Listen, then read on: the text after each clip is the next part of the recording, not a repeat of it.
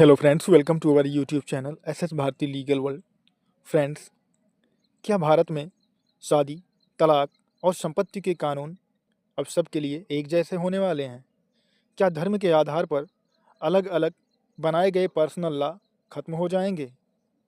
और सबसे बड़ा सवाल यह कि क्या समान नागरिक संहिता सीधे आपके परिवार को प्रभावित करेगी? आज हम बात करेंगे भारतीय संविधान के सबसे चर्चित और बहस वाले विषय समान नागरिक संहिता यानी यूनिफॉर्म सिविल कोड यूसीसी।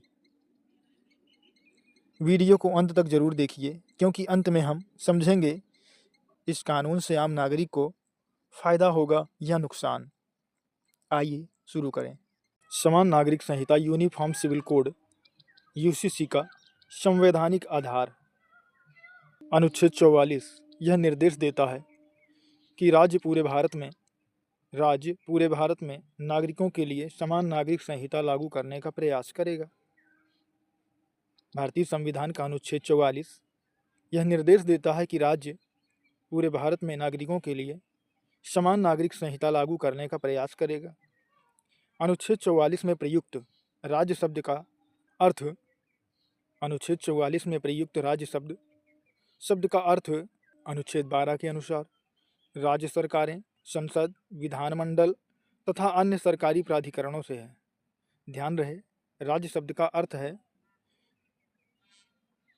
केंद्र सरकार, राज्य सरकारें, संसद, विधानमंडल तथा अन्य सरकारी प्राधिकरण।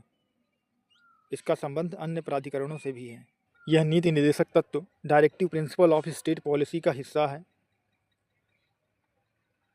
अर्थात डीपीएसपी का हिस्सा है। यह न्यायालय में बाध्यकारी नॉन जस्टिसिएबल नहीं है, न्यायालय में बाध्यकारी नहीं है। अर्थात जब हम कहते हैं अनुच्छेद 44 समान नागरिक संहिता न्यायालय में बाध्यकारी नहीं है, तो इसका मतलब है कोई भी नागरिक सीधे कोर्ट में जाकर यह मांग नहीं कर सकता कि सरकार नीति निर्देशक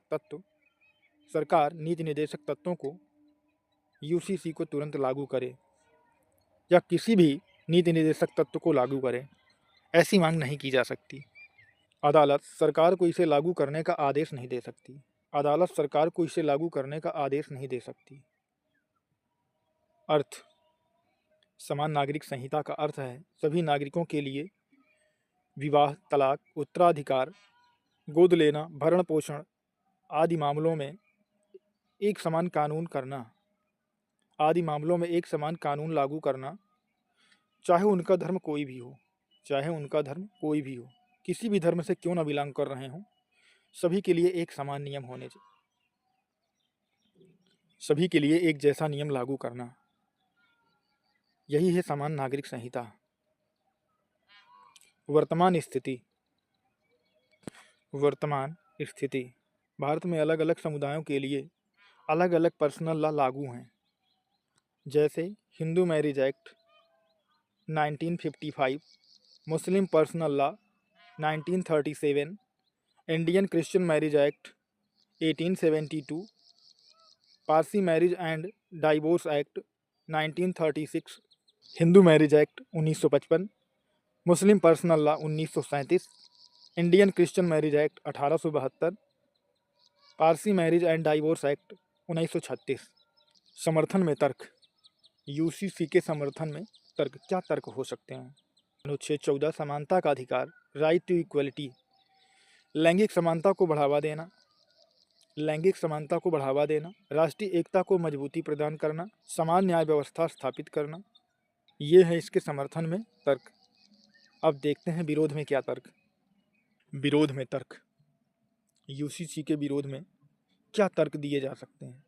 अनुच्छेद 25 धार्मिक स्वतंत्रता, फ्रीडम ऑफ रिलीजन, सांस्कृतिक विविधता पर प्रभाव, अल्पसंख्यकों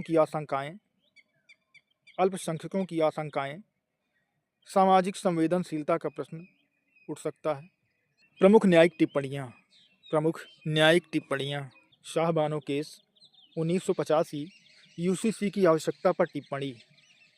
सुप्रीम कोर्ट ने कई बार सरकार को अनुच्छेद 44 पर विचार करने को कहा। अब देख लेते हैं इसके एडवांटेज क्या हैं। अगर यूसीसी लागू होता है तो इससे क्या एडवांटेज हो सकते हैं, लाभ। महिलाओं को समान अधिकार, कानून की सरलता, सामाजिक सुधार। महिलाओं को समान अधिकार, कानून की सरलता, सामाजिक सुधार, राष्ट्रीय एकीकरण आदि को बढ़ावा मिल सकता है। चुनौतियाँ क्या क्या हो सकती हैं, क्या क्या चैलेंजेस आ सकते हैं। धार्मिक संवेदनशीलता, राजनीतिक विवाद खड़े हो सकते हैं, सामाजिक सहमति की आवश्यकता। निष्कर्ष, कंक्लूजन, समान नागरिक संहिता भारतीय संविधान के नीति निर्देशक तत्वों में वर्णित एक महत्वपूर्ण प्रावधान है जिसका उद्देश्य सामाजिक समानता और राष्ट्रीय एकता स्थापित करना है। जिसका उद्देश्य राष्ट्रीय एकता स्थापित करना है। हालांकि इसे लागू करने के लिए व्यापक सामाजिक सहमति और संतुलित दृष्टिकोण की आवश्यकता है। हालांकि इसे लागू करने के लिए व्यापक सामाजिक सहमति और संतुलित दृष्टिकोण आवश्यक है। तो सवाल यह है, क्या समान नागरिक संहिता भारत